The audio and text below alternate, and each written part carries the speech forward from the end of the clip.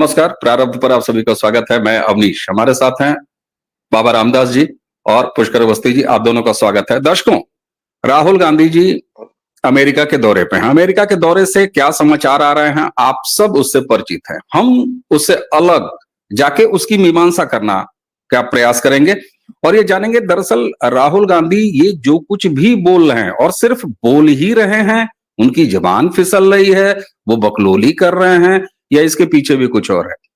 क्योंकि ये साफ तौर पर लग रहा है कि जिस तरीके से राहुल गांधी इस समय पाक से लेके यानी पाकिस्तान से लेके पन्नू तक के चहेते हो गए हैं, जिस तरीके से वो अमेरिका की धरती पर भारत विरोधियों से न सिर्फ मिल रहे हैं बल्कि योजनाएं बनाते हुए बंद कमरों में दिखाई दे रहे हैं। और उससे भी डेयरिंग बात यह है कि उसकी तस्वीरें खुद निकलवा रहे हैं और उसको पब्लिक में प्लेस कर रहे हैं, यानी दुनिया को दिखा रहे हैं, भारत को दिखा रहे हैं। ये बाबा जी कुछ कुछ ऐसा नहीं लग रहा है जैसे युद्ध की घोषणा किसी कमांडर ने कर दिया हो और उसके बाद अलग अलग सैनिक पोस्टों पर घूम के अपने ब्रिगेडियर्स, अपने कमांडर्स और अपने तमाम ओहदेदारों से मिलके दुश्मन देश यानी अपने दुश्मन के खिलाफ युद्ध की स्ट्रेटजी बना रहा हो, जिस तरीके से राहुल गांधी कह रहे हैं।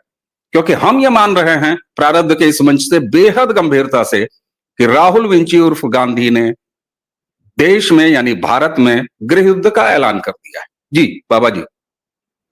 अवनीश भाई, पता नहीं आपने टेलीपैथी से या कैसे ये जान लिया, क्योंकि जब आप ये बात शुरू की थी तो मैंने सोच लिया था कि अब जब अवनीश जी मुझे बुलाएंगे तो मैं एनालॉजी क्या दूंगा। तो मैं यही एनालॉजी सोच रहा था, तब तक आपने बोल दी कि सर जब युद्ध की तैयारी, जैसे 1971 वॉर में इंदिरा गांधी ने तो कहा था जून में हमला कर दो, तो उन्होंने कहा था नहीं इस वक्त मानसून है, बांग्लादेश में डूब के मर जाएंगे हम लोग सब। तो उन्होंने कहा था मुझे समय दीजिए, तो वो दिसंबर में अटैक किया था। तो सर जून से लेकर दिसंबर तक मानेकशॉ ने युद्ध की तैयारी की थी। वो डिफरेंट पोस्ट पर, डिफरेंट फ्रंट्स पे, डिफरेंट बॉर्डर्स पे तैयारियों का जायजा लेने जाते थे और अपने कमांडर्स से, कोर कमांडर्स से, अपने डिफरेंट मतलब उनसे जाके मिलते थे, प्लानिंग कर दी। यही युद्ध का तरीका होता है सर, कि हमारी पैदल सेना क्या करेगी, हमारी आर्टिलरी क्या करेगी, हमारी एयरफोर्स क्या करेगी, कहां से सपोर्ट आएगा, कहां से घुसेंगे, लॉजिस्टिक्स क्या होगा, सप्लाई कहां से होगी, एमिनिशन कहां से होगा। हमारी सप्लाई कोर, मेरे फादर एएससी में थे, आर्मी सप्लाई कोर, उसका काम है युद्ध में हर चीज, रसद, सैनिक, एमिनिशन पहुंचाना। इसी तरह 100 रेजिमेंट्स होती हैं, सबका सिग्नल्स, उसका काम है सिर्फ संपर्क जोड़ के रखना। इंजीनियर्स, पुल टूट जाए, कोई नदी नाला आ जाए, 10 मिनट में पुल बनाओ, 10 मिनट में। सर ये तैयारियां होती है युद्ध की। आपको नहीं लगता कि एक एक कमांडर से राहुल गांधी मिल रहा है? अब मुझसे सुनिए, इस गृह युद्ध के रेजिमेंट्स कौन कौन सी होंगी? एक रेजिमेंट होगी खालिस्तानियों की, एक रेजिमेंट होगी आरक्षण वालों की, जो आरक्षण के नाम पर युद्ध करने के लिए उतार दिए जाएंगे भड़का के। आखिर इसने आरक्षण विरोधी बयान क्यों दिया? सर कबूतरों में बिल्ली घुसाई है इसने, जिससे कि कुछ लोग आरक्षण की वजह से उद्वेलित हो जाएं। सर कम से कम 50 वर्गों में असंतोष पैदा करके कि अरे तुम तो गरीब हो, देखो वंदे भारत चल रही है, तुमको तो जनरल में चलना है, देखो तुमको तो लेटरिन में सो के यात्रा करना है, तुम नाराज हो जाओ इस सरकार से। देखो ये सरकार करोड़ों का तो खाली प्लेटफॉर्म रेलवे स्टेशन बना रही है, जनरल डिब्बा नहीं लगा रही है, नाराज हो जाओ। सर वो अपनी रेजिमेंट्स तैयार कर रहा है कि जब भारत को गृह युद्ध में झोंकेगा, बांग्लादेश बनाएगा, तो कौन कौन लोग आकर सड़क पर एनआरकी फैलाएंगे, युद्ध करेंगे, आगजनी करेंगे, लूटपाट करेंगे। सर इस युद्ध की तैयारी चल रही है। इल्हान उमर से मिलने का यही मतलब था, वहां पर गुरपतवंत सिंह पन्नू के मन का बयान देने के लिए सिख डायस्पोरा के सामने ये याद दिलाना, ये कहना। सर अभी ये वकीलों के पास जाएगा, देख लीजिएगा, अभी ये फर्जी किसान संगठनों के पास जाएगा, अभी ये ट्रक ड्राइवरों के पास जाएगा, अभी ये रेलवे ड्राइवरों के पास अभी गया था। ये अभी आप देख लीजिएगा, जहां हमारे पावर जनरेशन होती है, जहां से बिजली आती है, जहां से पेट्रोल सप्लाई होता है, मतलब ये पूरे देश को डिसरप्ट करने की प्लानिंग कर रहा है। आप देख लीजिएगा, कम से कम 100 फ्रंट्स पर यह आदमी इस देश में युद्ध छेड़ेगा। आपकी बिजली बंद हो जाएगी, आपकी बैंकिंग ठप हो जाएगी, आपकी रेलवे ठप हो जाएगी, आपकी ट्रांसपोर्ट ठप हो जाएगी, आपकी फूड सप्लाई ठप हो जाएगी। राहुल गांधी उस युद्ध की तैयारी कर रहा है। ये छोटी मोटी बातें हैं। और बाबा ने जो कल बयान दिया है सर, वो बहुत इंपॉर्टेंट बयान है। देशवासियों को इन चीजों को नोट करने की जरूरत है। आगाह हो जाइए, देश को विश्व युद्ध में बांग्लादेश हूबहू रेप्लिकेट होने जा रहा है। जी बिल्कुल। और योगी आदित्यनाथ जी ने इससे पहले भी, योगी आदित्यनाथ जी एक संत परंपरा से आते हैं दर्शकों, और उसके बाद वो मुख्यमंत्री हैं। पहले संत हैं, पहले धर्माचार्य हैं। वो साफ तौर पर आने वाली चीजों के बारे में आगाह करते हैं, खुले शब्दों में आगाह करते हैं। वो इससे पहले कह चुके हैं ना कि बटोगे तो कटोगे। साफ है, ये सच है, और इस सच को हमने आपने देखा है। और अब राहुल गांधी की इन तमाम हरकतों पर जो योगी आदित्यनाथ जी ने बयान दिया है, जो बात कही है, वो भी भविष्य की आहट है, जिसके बारे में वो चेतावनी जारी कर रहे हैं कि कितनी बड़ी सुनामी की तैयारी की जा रही है, कितने बड़े भूकंप लाने की। याद है, राहुल गांधी कहा करता था कि मैं बोलूंगा तो भूकंप आएगा। अब वो करके दिखाना चाह रहा है। पुष्कर दा, अमेरिका में खास तौर से पाकिस्तान हितैषी और ऐसे तमाम लोग, बाबा जी ने कही दिया, और अब क्यों ना ये कहा जाए कि सिख डायस्पोरा के सामने जब उसने ये ऐसी बात कही जो कि बेहद खतरनाक बात है, जो भारत से लेके और भारत के बाहर रह रहे तमाम सिख समाज के बीच में एक जहर फैला सकता है बाकी देशवासियों के खिलाफ, क्यों ना ऐसा समझाया जाए कि वो कोई सिख डायस्पोरा नहीं था, बल्कि वो खालिस्तानी इनिशिएटिव था, आपने फिर और वो मेरे खालिस्तानियों दिल के की सामने बात बैठा था। जब वो पाकिस्तानी के साथ प्रेम भाव रखने वाली सेनेटर के साथ मुलाकात कर रहा है, जब वो उस व्यक्ति के साथ मुलाकात कर रहा है जो बांग्लादेश में बीएनपी का जो कार्यकारी अध्यक्ष है तारिक, उसके साथ जो मीटिंग इनिशिएट करता है, उसके बिल्कुल राइट हैंड शोएब चौधरी ने वो तस्वीर अपने ट्विटर पर जारी की है, उसके साथ मिल रहा है। साफ तौर पर अब वो चुन चुन के ऐसे लोगों से मिल रहा है, और उसको मिलवाने के लिए कांग्रेस ओन कर रही है इस चीज को। अब इसमें ऐसा नहीं है कि वो बहक गया है, वो पप्पू तो बीते दिन की बात है। और मुझे एक बात पर प्रधानमंत्री जी से गहरा असंतोष और असहमति रही है। मैं बार बार दोहराता हूं कि 18वीं लोकसभा में जब प्रधानमंत्री ने राहुल गांधी को बालक बुद्धि कहा, ये उनकी गलती थी। और मुझे थोड़ा सा संतोष हुआ है कि जब कल भारतीय जनता पार्टी की तरफ से सुधांशु जी ने एक आधिकारिक प्रेस कॉन्फ्रेंस की, तो उन्होंने ये कोर्स करेक्शन किया और कहा है कि वो नहीं रहे, उनकी मजबूरियां हैं, वो सीधे नहीं बोल सकते। उन्होंने सीधे कहा कि राहुल गांधी पप्पू नहीं है। राहुल गांधी क्या है सर? और ऐलान ही किया है युद्ध का कि युद्ध शुरू हो चुका है। देखिए, हम लोग बड़ी गलत जगह पे बात कर रहे हैं कि गृह युद्ध ऑलरेडी स्टार्ट हो चुका है, वो शुरू कर चुका है। हर गृह युद्ध की जो मॉडलिटीज होती है, स्टेप वाइज होता है, that step has been already been taken. ये कहानी इस बात पर डिपेंड करती है कि 4 जून 2024 के परिणाम पे के लोग लेकर दो प्लान, हमेशा जब भी बड़ी चीजें होती हैं, दो प्लान होते हैं। पहला, जो लोग इसको कमांड कर रहे हैं, इस राहुल गांधी को, उनके पास जो है, पहला तो यही संतोष था कि यही आ जाएगा या कोई और आ जाएगा, मोदी नहीं रहेंगे, मोदी कमजोर हो जाएंगे। लेकिन ऐसा नहीं हुआ, तो प्लान बी चालू।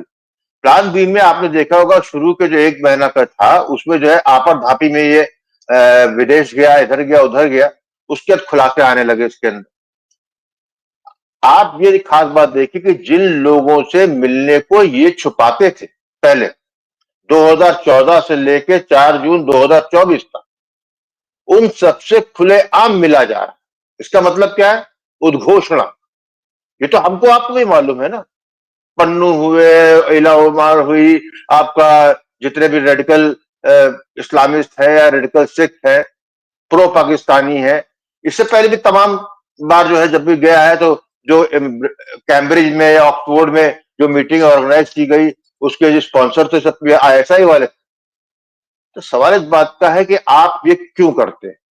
ये इसलिए करते हैं, राहुल गांधी को ये विश्वास है कि जिन शक्तियों द्वारा उसको कमांड किया जा रहा है उनका शासन इस पृथ्वी पे पिछले 300-400 साल से रहा है, जिसको आप डीप स्टेट कहते हैं, XYZ कह लीजिए, ग्लोबलिस्ट कह लीजिए, MNCs कह लीजिए। ये पावर जो है जब 19वीं शताब्दी में इंडस्ट्रियलाइजेशन विश्व में आया था, ग्रेट ब्रिटेन में आया था, उससे पहले राजशाही और रजवाड़े खत्म हो रहे थे, उस जमाने से ये सब कब्जा किए। तो इसको विश्वास है कि जो उसे कमांड कर रहा है उसका वेटिकन, रॉथस्चाइल्ड, XYZ, नाम तो बदल जाते हैं, बेसिकली वो शक्ति। और राहुल गांधी को जो विश्वास है कि भारत में एक बहुत बहुत बड़ा वर्ग है जो राहुल गांधी के विश्वास पे विश्वास रखता है। भारत इस वक्त जो है भूमिका जो है राहुल गांधी की इस बात की नहीं है कि उसको जो है सर कलम करके तख्ता पलट करके खुद बनना है, ये उस मोड में है ही नहीं। ये उस मोड में है कि जहां पर उसका जो परम गोल जो उसको कंट्रोल कर रहे हैं, भारत को विखंडित करना, भारत को पुनः ईस्ट इंडिया कंपनी के अंतर्गत ले आना, भारत को पुनः 2014 से पहले एक बाजार बना देना, उसके बाद 2014 तक या कह लीजिए कि 1990 से पहले तक का जो भारत था, जो जिसका शोषण जो है ये सारी शक्तियां करती थी और जिनका जो है प्रतिनिधि राहुल विंची है। तो ये गृह युद्ध ऑलरेडी स्टार्ट हो चुका है। देखिए, आपको नहीं लग रहा है, जैसे अभी बाबा जी ने कहा कई उनकी ब्रिगेड के बारे में, एक ब्रिगेड का नाम और लेना चाहिए जो कि सबसे सशक्त उनकी ब्रिगेड है, वो है इनका इस्लामिक जो इनका टच जो है, जो रेडिकल इस्लाम है। जितने आप पहिए आप रेलवे ट्रैक पे जो है पत्थर देख रहे हैं, गैस सिलेंडर देख रहे हैं, तमाम खबरें आ रही ना, इससे पहले तो नहीं आती। ये सब पिछले 45 दिन की कहानियां हैं। ये ऑलरेडी काम चालू हो गया। शुरू में जो है आदमी हिट एंड ट्रायल करता है, देखता है, लोग पकड़े गए, लेकिन कहां तक पकड़ोगे आप? नहीं पकड़ पाएंगे। ये तो आपको एक ना एक दिन जो है, जो हमने नहीं किया इस भारत में, हमने कभी रक्त नहीं बहाया अपनी स्वतंत्रता के लिए, अपना सर उठाने के लिए।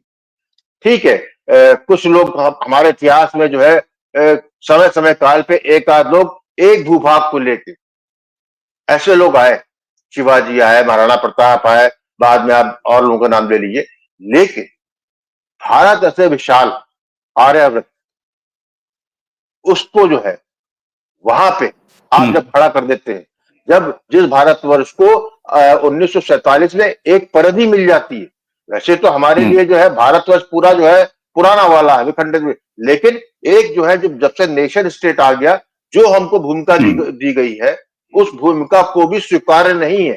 तो आज की तारीख में आपका रेलवे वाला चालू हो चुका है, आपका उनकी एक फौज तैयार है, वो ऐसी फौज है, जब ये आप भारत की ही बात नहीं है, ये सनातन का भी है, क्योंकि जब भी सनातन के विरुद्ध कुछ करना होगा या किसी ऐसे धर्म के जो कि अब्राहमिक एक्ट नहीं है, तो वहां पे हमेशा इस्लाम और ईसाई जुड़ता है, वहां पे वेटिकन और मक्का का गठबंधन होता है। ये आज से नहीं, 200-300 साल पुराना जो भी इतिहास आप देखेंगे उसे पाए।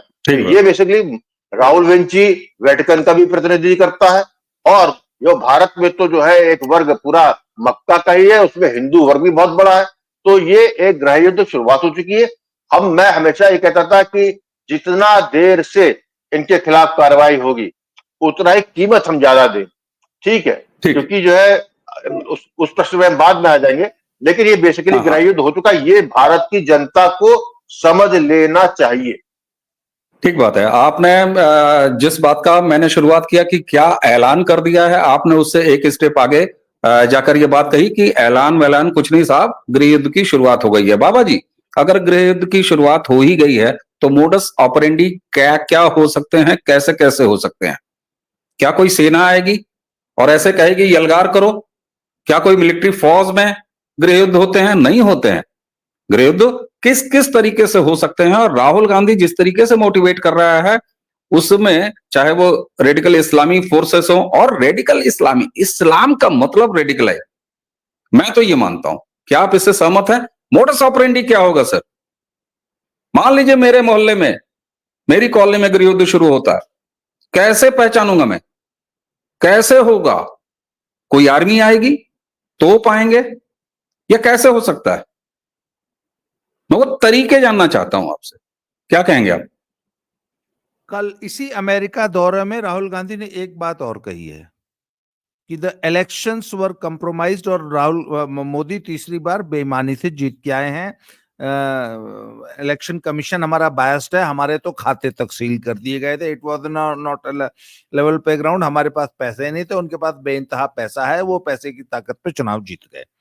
उन्होंने ये गृह युद्ध का जो पहली शर्त है कि चुनी हुई सरकार की लेजिटिमेसी पे सवाल उठाओ, ये पहला एलिमेंट है कि यह जो व्यक्ति बैठा है ये तानाशाह है। जर्मन शेफर्ड की वीडियो पर जो 10 मिलियन व्यूज आए थे,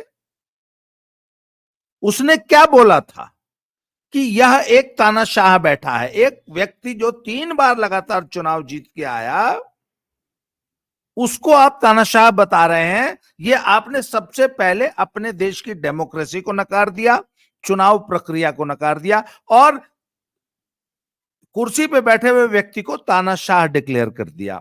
ये पहली शर्त है। अब यदि कोई तानाशाह है तो उसके खिलाफ विद्रोह करना जनता का हक है। तो अब आपने जनता को यह कंफ्यूज कर दिया कि यार एक तो ये तो तानाशाह है और इसके खिलाफ तो हमारा फर्ज है विद्रोह करना। तो सब तानाशाह डिक्लेयर तो हो चुका है 1-1.5 साल से, 2 साल से, 3 साल से।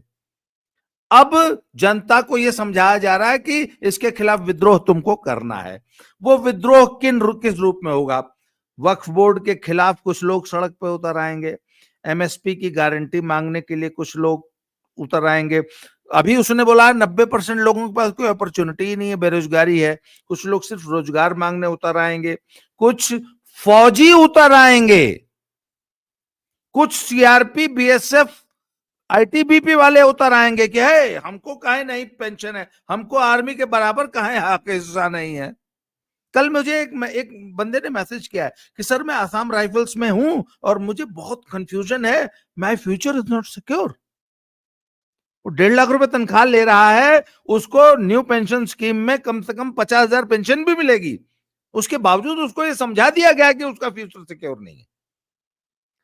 लड़कों का नीट में तो सब एग्जाम आउट हो जाता है पेपर, 63,000 भर्ती देखो कैंसिल हो गई, उसमें जो है आरक्षण। मतलब कहने का मतलब हर वर्ग को, ये आपको मालूम है जुडिशियल रिफॉर्म से वकील भूखे मर जाएंगे। आज जो मुकदमा 30-30 साल चलता है वो 3 महीने में सलट जाया करेगा। तो तुम हर तारीख पे जो अपने मुवक्किल से, अपने वो क्लाइंट से 100 रुपया लेते हो, ये तो मुदिया तुमको भूखा मार देगा। वकील साहब लोग सड़क पर कूद जाएंगे, गृहिणियां कूद जाएंगी, छात्राएं कूद जाएंगी। हर एक को एक मुद्दा दे दो, फर्जी मुद्दा। ट्रांसपोर्टर कूद जाएंगे, रेलवे के ट्रैकमैन कूद जाएंगे, रेलवे के ड्राइवर कूद जाएंगे, रेलवे के यात्री कूद जाएंगे। क्या है साला वंदे भारत चल रही है, आधा कालिंदी एक्सप्रेस 40 मिनट से स्टेशन पे खड़ी है क्योंकि वंदे भारत को निकलना है। कालिंदी एक्सप्रेस के यात्री ट्रैक पे जाम कर देंगे, नहीं जाएगी वंदे भारत, हमारी गाड़ी नहीं रुकेगी किसी वंदे भारत के लिए। वंदे भारत में कोई स्लीपर ही नहीं है। अरे राजधानी में भी नहीं था भैया, तुम्हारे बाप दादाओं ने चलवाई थी, 1960s में। तो सर बिल्कुल मतलब 101 वर्गों को सड़क पर उतरने के लिए तैयार किया जाएगा, ये है ठीक मॉडस बात है, ऑपरेंडी। बिल्कुल सर। और यही होता पहलवान ही है, उतर जाए, इसीलिए एक मिनट, पहलवान उतर जाएंगे। बिल्कुल ठीक बात है। और विनेश फोगाट जो कि कभी हाँ, पहलवान रही होगी, विनेश फोगाट जो हाँ, कभी पहलवान रही होगी, अब कांग्रेस की एक सतही नेता है। उसने पीटी उषा जैसी इस देश की खेल शख्सियत, जब पेरिस में उनसे संवेदना जताने के लिए वो मिलती हैं, उस फोटो के बारे में, उस मुलाकात के बारे में उसने कहा है वो तो सिर्फ फोटो खिंचाने आई थी।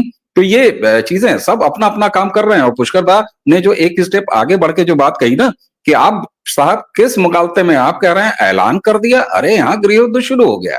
पुष्कर शुरू दा, हो चुका। आपने अपनी पिछली बात में अंत में एक चीज कही, और हम भी, समस्या हर तरफ है, हमारे दर्शक और कम से कम भारत का मतदाता इतना सम्मान है उसका और बना रहना चाहिए कि इन तमाम कंफ्यूजन्स, नकारात्मकता, अफवाहों के बीच उसने तीसरी बार वो सरकार चुन के दे दी है, नरेंद्र मोदी की सरकार वापस लाके बैठा दिया है। ये तो बात है ही है।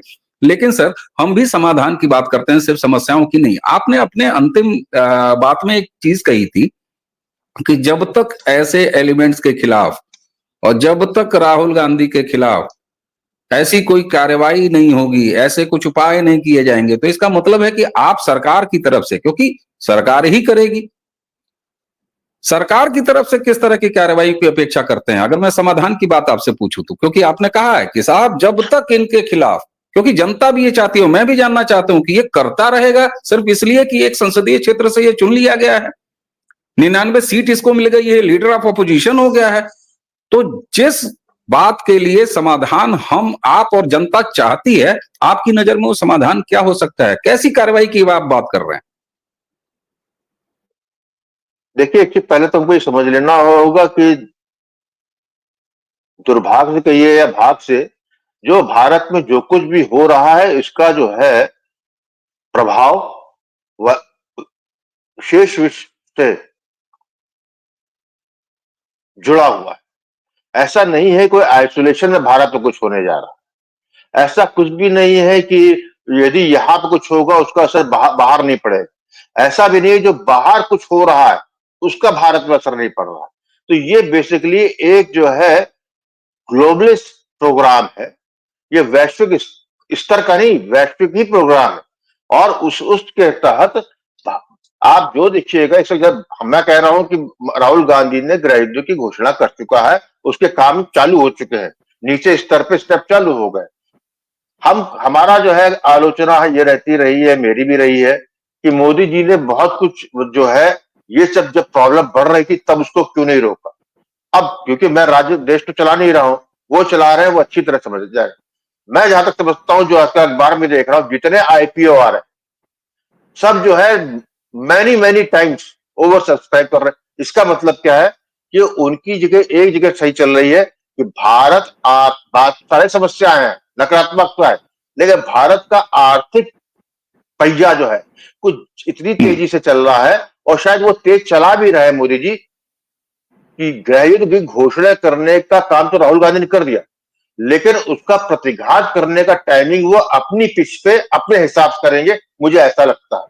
ये नवंबर का जो अमेरिका का चुनाव है, ये बड़ा ही महत्वपूर्ण घटना देने वाली है। यदि क्योंकि कमला हैरिस यदि आ जाती है तो ये मान के चलिए कि जो चल रहा है ये वैसे ही चलेगा और इसमें तेजी आएगी। यदि कमला हैरिस नहीं आती है और ट्रंप आते तो इसका मतलब है कि कमला अमेरिका में सबसे पहले होगा, वहां पर डेमोक्रेट जो है करेंगे और उसका असर यहां पड़ेगा। तो ये जो टाइमिंग जो है, प्रतिघात की बात ज्यादा कह रहा हूं, कानून कार्रवाई करना ये करना तो अलग कहानी होगी। देखिए साहब, हम लोग जिसपे बात नहीं कर रहे हैं, जो गवर्नमेंट भी एक साल से उसको दबाए हुए मामले को है और ठीक कर रही है अपनी जगह से, मणिपुर पे ऑलरेडी एक जो है सक्सेशन वॉर चल रही है, वहां पर भी जानबूझ के जो है अभी तक मिलिट्री इंटरवेंशन नहीं किया गया, क्योंकि एक बार आपने वो प्रोसेस स्टार्ट कर दिया फिर नो कमिंग बैक वाला सिनेरियो रहता है, क्योंकि बांग्लादेश की जो परिस्थिति बनी है उससे आप वहां पर फंस चुके हैं। फंसे ना शब्द गलत है, लेकिन वहां पर जो है अब आपके हाथ में टाइम ही नहीं रहेगी, टाइम ही रहेगी यहाँ पे। यहाँ पे एक महत्वपूर्ण बात यह है कि हमारे फेडरल स्ट्रक्चर है, तो जो इनको पूरे भारत में करने की आकांक्षा है उसको रोकने की काबिलियत जो है कुछ प्रदेशों के पास ही है, उसमें ज्यादातर वो भारतीय जनता पार्टी शासित प्रदेश है। तो जो वो भारत जहां पर वो लोग शासन कर रहे हैं जो कि जो है इस राहुल कांग्रेस की सरकारें हैं, इंडी सरकारें हैं, ठीक है। हाँ, उसमें देखिए तमिलनाडु, बंगाल, केरला, महाराष्ट्र, पंजाब और ये आपका साथ में तेलंगाना में क्या सूची बनी। तो ये भारत ऐसे विशाल देश में इतने बड़े भूभाग में यदि एनआरकी हुई और वो नहीं कर, तो उस वक्त आपको जो है मोदी, प्रधानमंत्री मोदी से मैं ये मेरी आकांक्षा शायद यही होगा भी, जो इस चीज को आप अवॉइड करते हैं कि इसका तो देखिए आपातकाल और मिलिट्री यही दो खेल, इसका जिस स्तर पे ये अराजकता की कल्पना की गई है और जो सफल भी रहेंगे, क्योंकि भाई उनके पास एक बड़ा संविधान उनके साथी है, तो उसके लिए जो है 10 बार प्रधानमंत्री मोदी जो है सोचेंगे कि हम करें या ना करें। लेकिन मैं समझता हूं कि उससे हम मुंह नहीं चुरा सकते, आज होगा, 1 महीने बाद होगा, 3 महीने बाद होगा, हमको इस पेनफुल प्रेगनेंसी से निकलना ही होगा यदि सरवाइव करना है आपको, क्योंकि ये प्रेगनेंसी हमने कभी फील नहीं की, हमने कभी हमारे इतिहास में भारत ने इतिहास फील नहीं किया, तो ये एक जरूरी है। बिल्कुल बिल्कुल, आपने ये बात बताई और यहीं जाके वो अवधारणा सामने आ जाती है जब लोग कहते हैं, और 2014 में जब नरेंद्र मोदी सत्ता में आए थे तो लोगों ने यहां तक कहा, हालांकि वो उपमा मानता हूं मैं उससे सहमत हूं, नहीं सहमत हूं ये अलग बात है, कि 5000 साल के बाद एक कोई ऐसा यशस्वी हिंदू राजा आया। बहरहाल वहां से ये यात्रा कहां तक निकल के आई। और आपने एक बड़ी महत्वपूर्ण बात कही, जब लगातार जितने भी कांग्रेस शासित या इंडिया अलायंस वाली सरकारें अगर वहां से अराजकता शुरू होगी तो बिल्कुल वो कहां तक जाएगी, और आप कह सकते हैं पूरे देश में। बाबा जी आपकी अंतिम टिप्पणी में चाहूंगा। और एक चीज और, जैसा पुष्कर दा ने कहा कि नवंबर में अमेरिका के चुनाव, क्या हम और हमारा देश अमेरिका के चुनाव का इतना मोहताज है कि अमेरिका में जो कुछ होगा उससे हमारा भविष्य निर्धारित होगा? अंतिम टिप्पणी आपकी।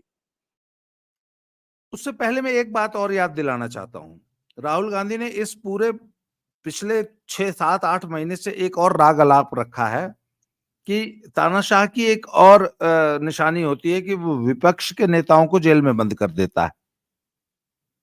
तो ये जो भ्रष्टाचार के आरोप में 2-3 नेता, सोरेन और केजरीवाल और संजय सिंह और सिसोदिया बंद थे, ये हालांकि भ्रष्टाचार में बंद है ये कविता, पर इसको वो दुनिया में ऐसे प्रेजेंट कर रहा है कि देखो विपक्ष के नेताओं को जेल में बंद किया जा रहा है, तानाशाह अधिकारी बना रहा है।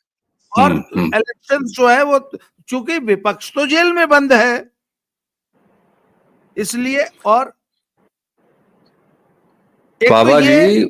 बाबा जी दर्शकों के सामने रख दूं, आपको भी याद दिला दूं, बांग्लादेश में हूबहू यही हुआ है। बीएनपी ने लगातार इलेक्शन अवॉइड किया, इलेक्शन में भाग नहीं लिया, और जब खालिदा जिया बहुमत से जीत के आई तो कहा गया कि ये चुनाव बेईमानी से जीत के आई है।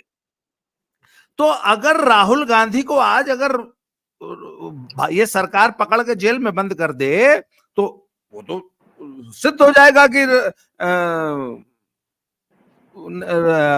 मोदी जो है तानाशाह है। बिल्कुल बिल्कुल।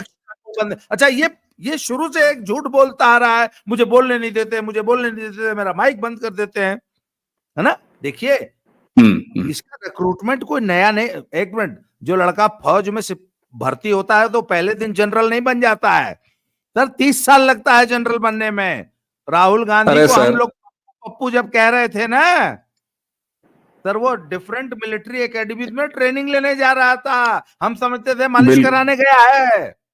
बिल्कुल सर, और उसके इरादे इतने खतरनाक हैं, बहुत सारे लोग एक समाधान देंगे, उसके खिलाफ सेडिशन के चार्जेस क्यों नहीं लगा दिए जाते, उसके खिलाफ 500 मुकदमे हो जाने चाहिए, जो कुछ उसने अमेरिका में बोला, आप करा दीजिए मुकदमे, एक दिन के लिए वो जेल में जाएगा, वो अपनी उस नारे को सच साबित कर देगा कि भारत में एक तानाशाह बैठा हुआ है और वो विपक्ष के नेताओं को जेल में डाल रहा है। तो राहुल गांधी सिपाही नहीं है, रंगरूट नहीं है सर, वो जनरल है सर। दादा एक मिनट सर, एक चीज में आपने कहा समाधान क्या है। हाँ सर, शांति सिर्फ युद्ध से आती है। शांति का रास्ता युद्ध से निकलता है। भारत को युद्ध में जाना पड़ेगा। अब वो पाकिस्तान के साथ जाता है या बांग्लादेश के साथ जाता है, युद्ध में जाना पड़ेगा। और उसी युद्ध, भाई एक ही लाइन बोलूंगा, शांति युद्ध से आएगी। और मोदी युद्ध की तैयारी कर रहे हैं। अब तो आपने देखना जो एक ये बात कही, मैं बांग्लादेश आपको या रोक रहा हूं सर। या पीओके। बिल्कुल बिल्कुल, मैं आपको रोक रहा हूं अगर, तो मैं आपकी इस कही बात को पुष्कर की उस कही बात से जोड़ रहा हूं कि मोदी आर्थिक तरक्की पर ध्यान दे रहे हैं ताकि जब संभालना हो। और याद रखिए 2014 में जब सरकार आई थी तो सेना के पास यूपीए की सरकार, कांग्रेस की सरकार रहते हुए केवल 20 दिन के गोला और बारूद का स्टॉक था। इन चीजों को याद रखिए। पुष्कर दा, आपकी बहुत त्वरित और अंतिम टिप्पणी। मैं यहाँ पर यह कह रहा था कि दर्शकों के कंफ्यूजन को दूर करने के लिए, जहां से बात तुमने स्टार्ट की थी, क्या अमेरिका का चुनाव इतना भारी भारत पे पड़ता है, उसमें मेरा कहना मतलब ये कि ये अमेरिका पे भारी पड़ने वाला है, इसलिए ये इंटरकनेक्टेड है। दूसरी, इसलिए मैंने ये बात कही थी कि वहां पे जो अमेरिका का खुद की हालत खराब है। अमेरिका में तो फिर आप समझ लीजिए कि ऐसी जहां पे केओस का मामला चल रहा हो, वहां क्या स्थिति बनती। अंतिम बात मैं ये कहूंगा, जो बाबा जी ने कहा है, ये युद्ध ग्रह हो या बाह्य, युद्ध होगा ही होगा। इसके बिना हम जो है पूर्णकालीन शांति या जो सामाजिक दुराव समीकरण में बदलाव आया, वो ध्वस्त नहीं हो सकता, खत्म नहीं कर पाएंगे। तो हम युद्ध काल, भारत की जनता को युद्ध काल में जीने और लंबे समय तक रहने की आदत डाल लेनी चाहिए। The luxury we have till now, it's over. 30 second की एक टिप्पणी और सर, 30 सेकंड की। आप अमेरिका के चुनाव की बात करते हैं, भारत का भाग्य हरियाणा के चुनाव लिखेंगे। अगर हरियाणा में कांग्रेस की सरकार आई तो जो नाका शंभू बॉर्डर पे लगा था वो आपको वापस सिंघू बॉर्डर पे लगा हुआ दिखा दूंगा 15 दिन के अंदर। सिर्फ उस दिन का इंतजार है जिस दिन हरियाणा में कांग्रेस की सरकार आ जाएगी। तो ये पकड़धारी जो शंभू बॉर्डर पे आज तक बैठे थे, ये आपको दिल्ली के बॉर्डर पे बैठे हुए दिखाई देंगे। एक छोटे से चुनाव का ये असर पड़ेगा इस देश पे। धन्यवाद।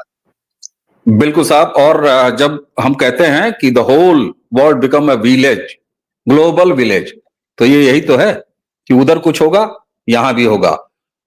दर्शकों, मुझे उम्मीद है कि आप अब स्थितियों की गंभीरता को समझ सकते हैं। वो दिन चले गए, मैंने कहा था कि मैं प्रधानमंत्री से भी असहमत हूं। बालक बुद्धि नहीं है, बिल्कुल नहीं है। बैल बुद्धि कह के मजाक भी मत उड़ाइए। बकलोली कर रहा है ये भी मत समझिए। खतरनाक व्यक्ति है, बेहद खतरनाक व्यक्ति है, बेहद खतरनाक व्यक्ति है। और स्वर्गीय जनरल बिपिन रावत की वो बात कि 2.5 मोर्चों पर लड़ना है, 2.5 मोर्चों को अब 3 मोर्चा समझ लीजिए। और वो जो तीसरा आधा मोर्चा जुड़ा है वो अकेले राहुल विंची है, क्योंकि उसके पास न सिर्फ विदेशी समर्थन है बल्कि देश में भी उसके लिए तत्व समर्थन मौजूद है। हमें उम्मीद है कि आपको यह चर्चा और इसकी गंभीरता से आप सहमत असहमत जो भी हैं टिप्पणियों में लिखिए। बाबा जी, आपने हमें समय दिया, आपका बहुत बहुत धन्यवाद। पुष्कर जी, आपने हमें समय दिया, आपका बहुत बहुत धन्यवाद। दर्शकों, इसी के साथ हमें बाबा जी और पुष्कर जी को आज्ञा दीजिए। नमस्कार।